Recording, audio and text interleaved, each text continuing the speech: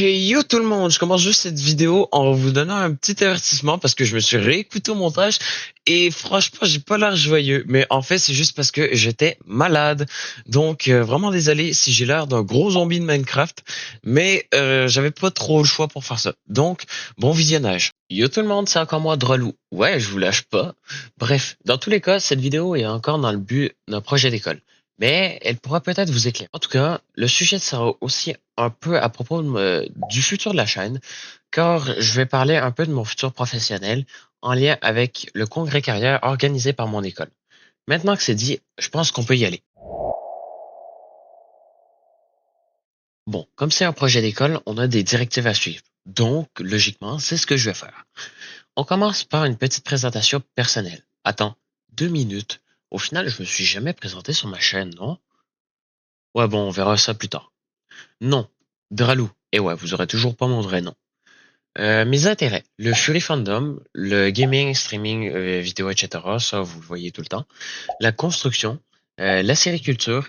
En gros, pour ceux qui ne sauraient pas, c'est le métier qui fait le sirop d'érable pour très rapidement simplifier. Mes aptitudes. J'ai un esprit logique, des capacités de jugement assez rapides, une très grande créativité. Je suis quand même fort mentalement et physiquement. Je suis très manuel, je sais utiliser des outils, de la machinerie, etc. Et plein d'autres. Mais si on citait toutes mes qualités, on y passerait la journée.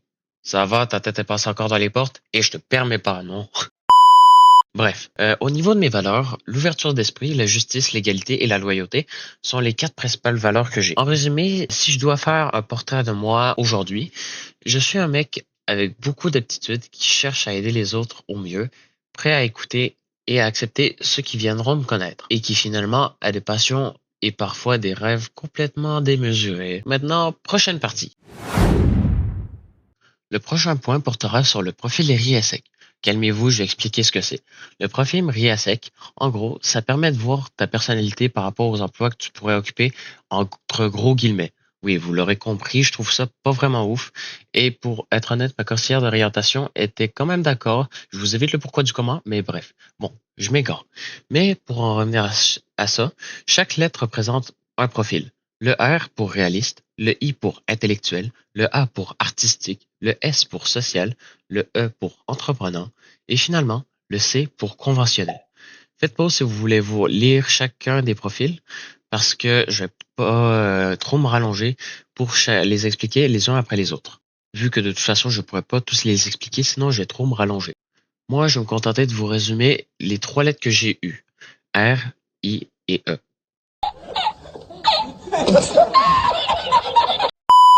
Même si j'ai pas mal tous les profils, à part le conventionnel. C'est quand même bizarre.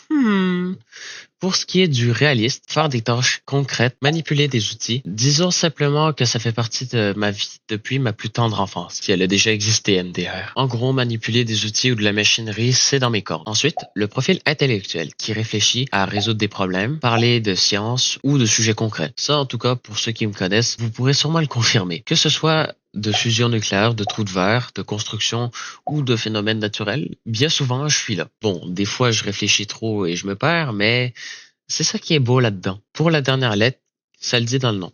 Profil entreprenant. Pour exemple, je vous invite juste à prendre cette chaîne. Maintenant que j'ai fait le tour, on peut passer sur le sujet suivant.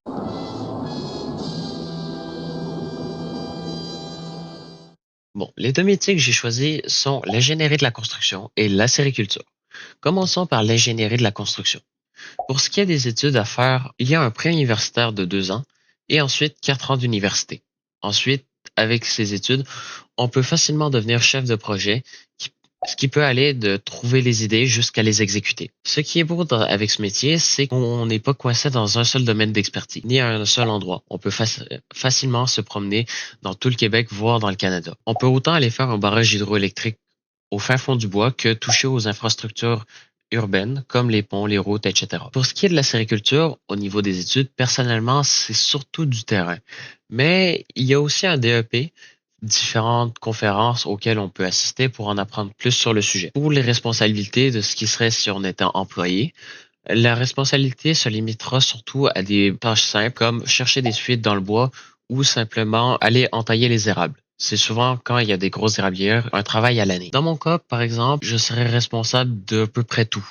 Les tâches comme celle de gérer la machinerie et l'équipement en tout genre, incluant aussi les tâches citées précédemment. Bon, on parle bien du futur parce que pour le moment, je suis loin d'avoir toutes les compétences requises pour faire ce métier. Pour ce qui est de la perspective d'emploi de l'ingénierie de la construction, on peut être auto-entrepreneur pour des particuliers ou se faire engager assez facilement, car beaucoup de postes se libèrent à cause des retraites. Ensuite, le fait que je ne compte pas choisir entre ces deux métiers.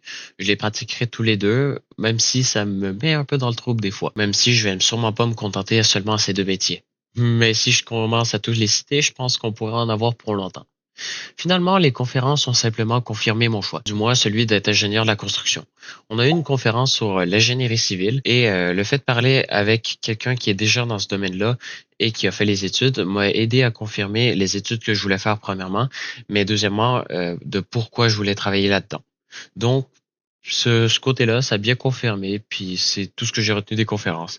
Les autres conférences m'ont juste appris que je voulais pas faire d'autre chose que ça, MDR. Bon, maintenant ce point-là est fini, donc passons au dernier point de la vidéo.